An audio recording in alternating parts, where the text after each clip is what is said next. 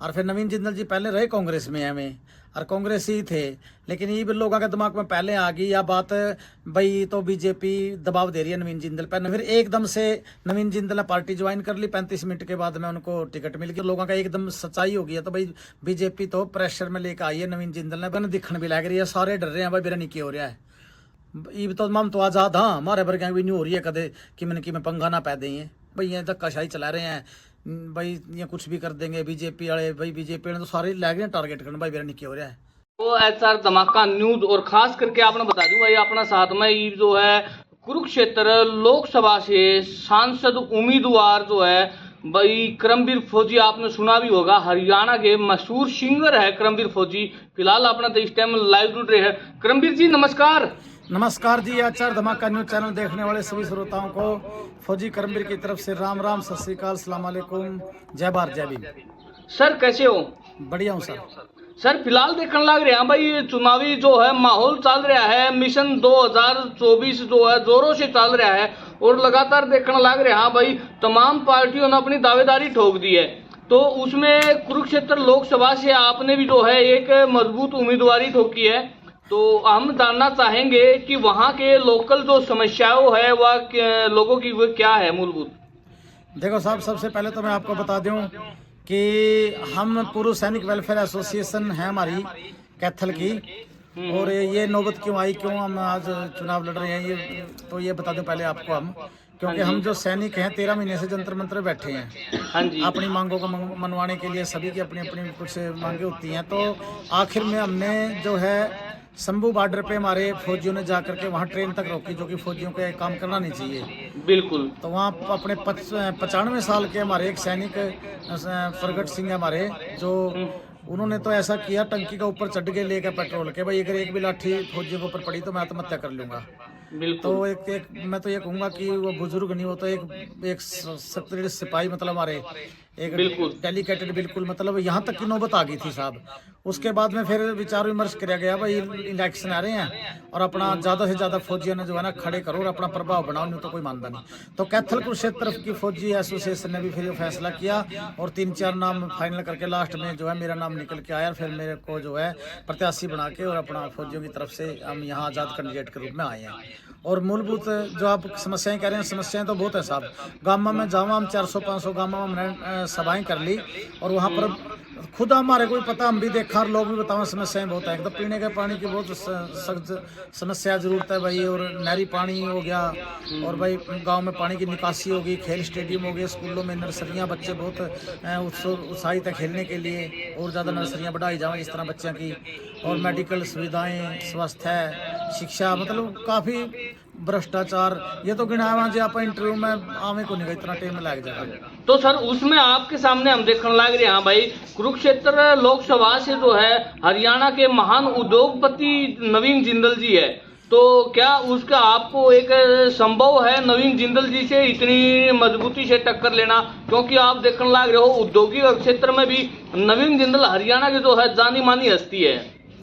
साहब देखो, एक उद्योगपति होना अलग बात है, पूंजीपति होना अलग बात है, और ये चुनाव है जो ये अपनी अपनी सबकी विचारधारा है, सैनिकों की अपनी विचारधारा है, पार्टी की अपनी विचारधारा है। हम अपने हिसाब से प्रचार कर रहे हैं, पार्टियां अपने हिसाब से मजबूत कैंडिडेटों को उतार रही है भाई, जो जिनके पास सब कुछ देखा जाए भाई, उद्योगपति है, पूंजीपति है, धन बल है, सबकी में है भाई, सारा सोचा था। पार्टी ने सोचा भाई प्रेशर मारा हो जाएगा, प्रभाव मारा हो जाएगा भाई, पैसा हो जाएगा इकट्ठा, मतलब इनके ये पूंजीपति है, पैसा इनको हो गया, पार्टी का प्रभाव मारा हो गया भाई, सारा सौदा एक को इलेक्शन काट लेंगे।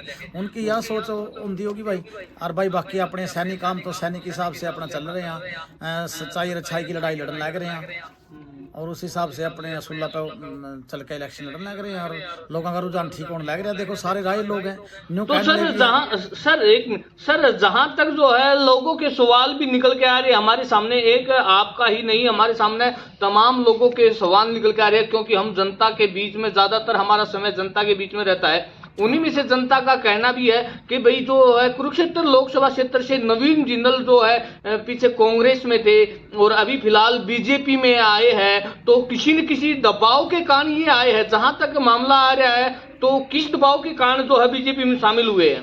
भाई कह तो सारे नहीं रहे हैं, जिस तरह आप कह रहे हो ना, सुनना तो हमारा भी नहीं आने लग रही है, दबाव में आए हैं, क्योंकि नवीन जिंदल जी पहले यहाँ 10 साल MP रह के गए हैं, हाँ जी। और 10 साल कम में कार्यकाल में लोग उनने जाने हैं भाई जिंदल बढ़िया है, भाई किसी चीज़ की कमी नहीं है, अच्छे काम करेगा, लोगों का पार्टी का नहीं हो गया भाई बढ़िया काम करेगा, लोगों के दिमाग में यह बात आ जाएगी। और फिर नवीन जिंदल जी पहले रहे कांग्रेस में हमें और कांग्रेस ही थे, लेकिन ये भी लोगों के दिमाग में पहले आ गई यह बात भाई तो बीजेपी दबाव दे रही है नवीन जिंदल पर, नवीन जिंदल जी मना कर रही हैं, अभी बात आई थी लोगों के बीच में। लेकिन फिर एकदम से नवीन जिंदल ने पार्टी ज्वाइन कर ली, 35 मिनट के बाद में उनको टिकट मिल गई, तो लोगों का एकदम सच्चाई हो गई है। तो भाई बीजेपी तो प्रेशर में लेकर आई है नवीन जिंदल ने, भाई ये कैंडिडेट जो है मजबूत कैंडिडेट है, पूंजीपति है, और भाई अपना जोर लगा लेगा और सीट काट गई बीजेपी की जोड़ी में डाल देगा, उनके बहम हो गया बीजेपी वाले का, इसलिए नवीन जिंदल जी को यहाँ पे कुरुक्षेत्र में प्रत्याशी बनाया गया।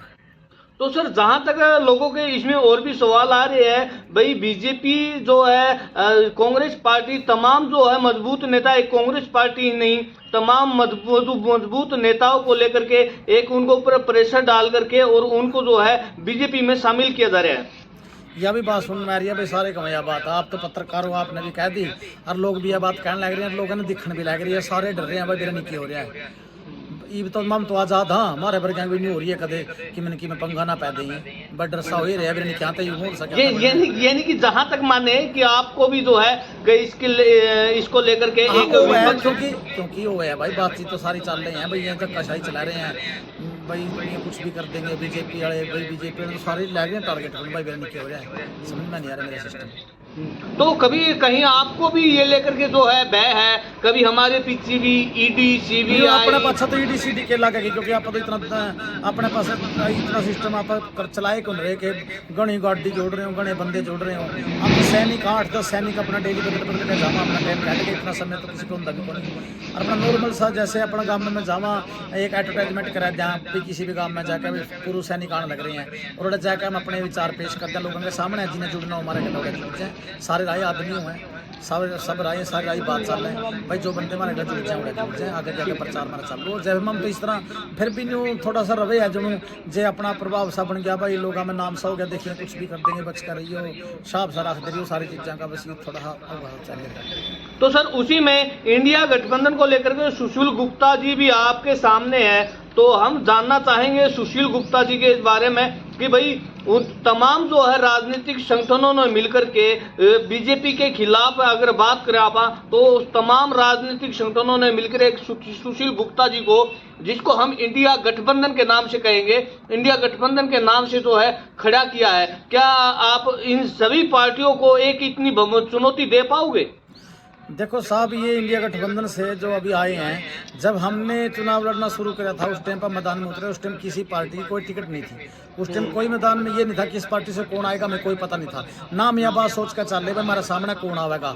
देखो भाई मुकाबला तो मुकाबला है, चाहे कोई भी आओ, चाहे कोई आओ, फिर तो मान ले हमने जो है इसमें पैर रख लिया, जिस फील्ड में हम चल पड़े, हम तो फौजी आदमी हैं, फिर हम अपने असूलों से नहीं गिरेंगे, हमने तो जो दार लिया चल रहे हैं बस, ठीक है। जनता जनार्दन है, जनता जो फैसला करेगी वो हमें मंजूर है, जैसा भी जनता चाहेगी वैसा मंजूर है। लेकिन अब तो कोई आओ, चाहे हमें थोड़ी पता था नवीन जिंदल जी भी आएंगे या भाई सुशील गुप्ता आएंगे या कोई और आएंगे, कोई आए इसमें क्या है, कोई अब हम हमारे को कोई टेंशन नहीं है साहब, क्योंकि लोगों ने वोट देनी है, लोगों ने जिताना, जैसा लोग चाहेंगे वैसा ही होगा।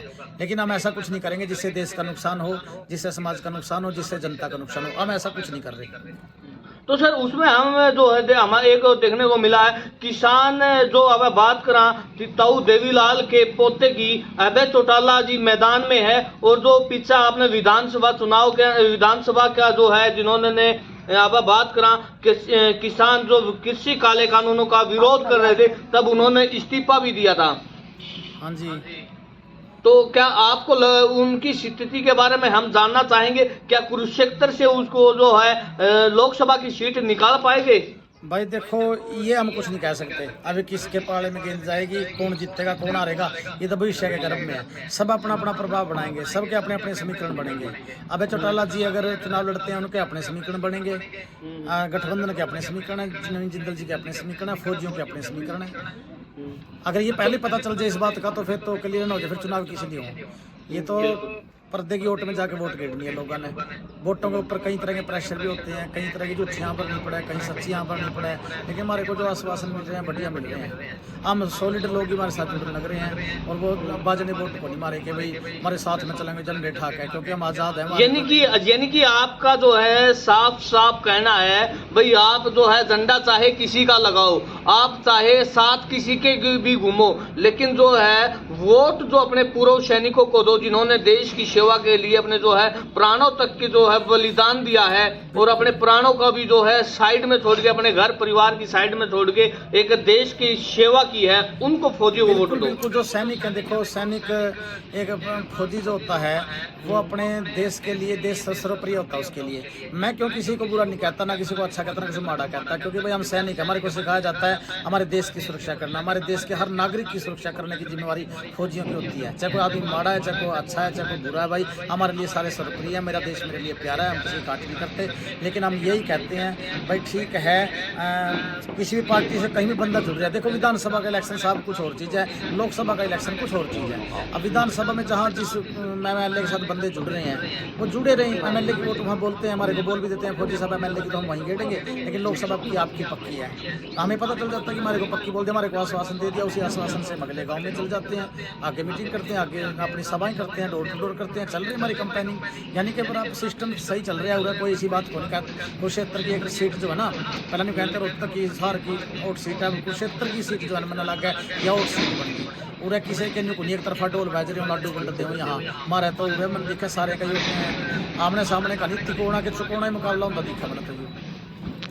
हाँ। तो सर उससे हम बात करें भाजपा की, बीजेपी सरकार की, जो आपको बीजेपी सरकार का इतना भारी पूर्व सैनिकों को विरोध करना पड़ा, किन मांगों को लेकर के आपने बीजेपी सरकार का विरोध किया? देखो साहब OROP एक हमारी 1 रैंक 1 पेंशन का मुद्दा है, जिनकी बात को वहाँ जो पिछली जब लोकसभा का चुनाव था रेवाड़ी से प्रधानमंत्री मोदी जी ने भी एक जो है संदेश दिया था भाई फौजियों के लिए 1 रैंक 1 पेंशन का जो है कानून लेके आएंगे। अगर वो लेके आते तो फिर यह बातें नहीं खत्म हो जाती। फौजी तो लेके आए थे रेवाड़ी के अंदर रैली, फिर फौजियों की रैली से हरियाणा के अंदर जबरदस्त एंट्री हुई थी, वहीं से इसका डंका गुंजा था मोदी जी का। और अभी हमारी जो डिमांडें अगर पूरी हो जाए ना, अगर ये आज यहाँ पर ले तो हमें क्या जरूरत है इलेक्शन लड़ने की। हम तो आज भी तैयार हैं, सारे पूरे एसोसिएशन यही बोल रही है, मन तो डिमांड पूरी करानी है हमारी।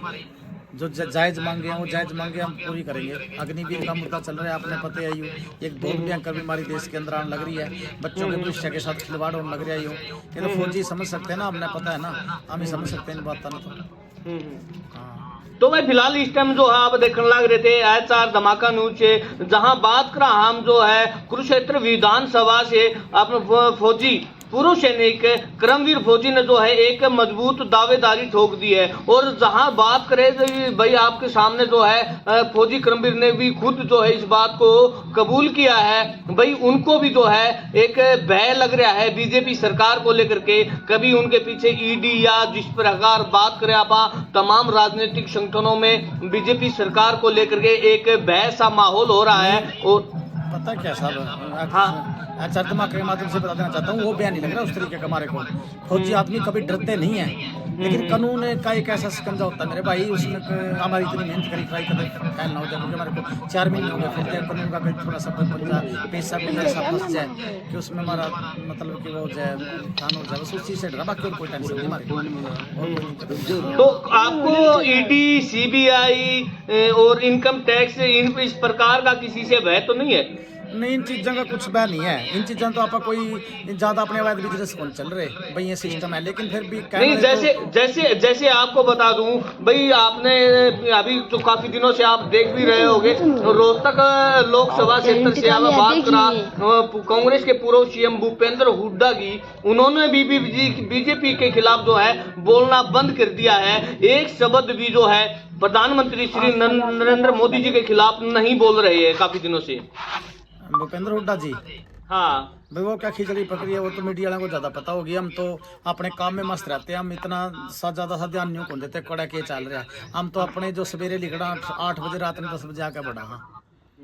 तो आगे अगर हम बात करें भाई प्रधानमंत्री जी फिर अगर आप लोगों के सामने आकर के पूर्व सैनिकों के सामने ये कहे भाई हम जो है आगामी लोकसभा चुनाव खत्म होते ही आगामी लोकसभा का जब बजट होगा उसके अंदर जो है हम आपका जो वन रैंक वन पेंशन वाला जो कानून हम लेके आएंगे, तो इस प्रकार के तमाम उनसे क्या आपका समझौता हो सकता है? देखो इसी रोज में भर के ही फौजी इलेक्शन लड़ने लगे हैं जो इन्होंने माननी नहीं मांगे।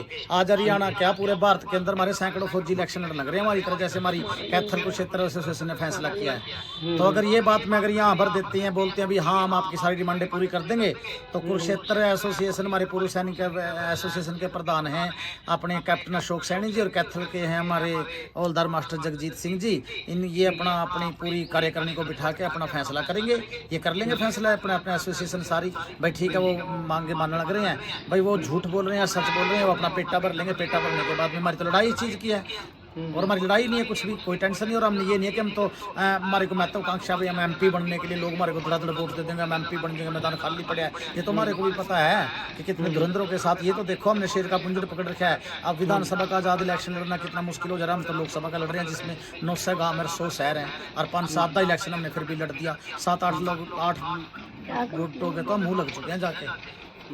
तो सर एचआर धमाका न्यूज से आपको जो है इतना कीमती समय देने के लिए आपका जो है धन्यवाद है। और वहीं पर तमाम जो है जितने भी हमारे दर्शक हैं उनसे भी हम कहना चाहेंगे, फिलहाल तो आप देख सको हो पूर्व सैनिकों ने एक मजबूत जो है दावा ठोक दिया गया है अपनी तमाम सीटों को लेकर के, और जहां तक उनकी नाराजगी की बात आप लोगों के सामने स्पष्ट साबित हो रही है। भाई उनकी नाराजगी सिर्फ जो है वन रैंक वन पेंशन की जो मांग थी उनकी, जिनकी जो है रेवाड़ी की जो रैली थी प्रधानमंत्री जी की, उनमें उन्होंने साफ साफ कहा था कि पूर्व सैनिकों के लिए वन रैंक वन पेंशन का कानून लेकर के आएंगे, लेकिन उसकी जो है अभी तक नहीं लेके आए हैं, और जहां पूर्व सैनिक नाराज भी है। तो तमाम साथियों से हम यही कहेंगे भाई ज्यादा से ज्यादा जो है वीडियो को शेयर करते रहे और हमारे चैनल को सब्सक्राइब करते रहे। जय हिंद जय भारत। और पूरे लोकसभा क्षेत्र की जानकारी पाने के लिए हमारे जो है चैनल को सब्सक्राइब करें।